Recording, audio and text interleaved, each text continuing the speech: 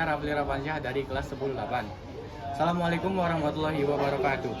Anu pusim kuring dipihormat ibu guru sareng rerencangan sadayana anu dibikat cita. Mugia urang sadayana salawasna aya dina lindungan Gusti Nu Maha Suci. Dina kesempatan ieu sim kuring bade nepikeun diantara ngeunaan pentingna ngahargaan waktu. Rerencangan sadayana waktos teh mangrupa hal anu kacida berhargana dina kahirupan urang. Waktu teu bisa dipulangkeun deui sarta teu bisa dipeser ku naon wae. Sakali waktos kaliwat eta moal balik deui. Nanging kadang urang sok resep nunda-nunda pagawean. Sapertos diajar ngalakukan tugas atapina mantuan kolot. Lamun kebiasaan ieu diteruskeun, urang bisa rugi sorangan salah sabab waktu jadi kabuang sia-sia. Ngahargaan waktu bisa dimimitan dina hal leutik. Sapertos datang waktuna ngabagi waktos antara diajar jeung ulin sarta henteu kaleuwihan main HP.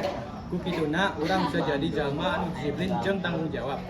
Ku sabab eta hayu urang ngamimitan ngahargaan waktu ti ajeuna supaya kaharep urang jadi leuwih hade jeung henteu pinuh ku kadukung. Sakitu anu tiasa sim kuring sampaikan, hapunten upami aya kelewatan. Melik kupat di Ciwidey, ulah hilap di Mesir hulu. Mumpung urang hirup keneh, hayu urang ngahargaan waktu. Ka sakolah mawa buku tulis Italian, ulah sok wicenah waktu sabab waktu moal balikan. Assalamualaikum warahmatullahi wabarakatuh.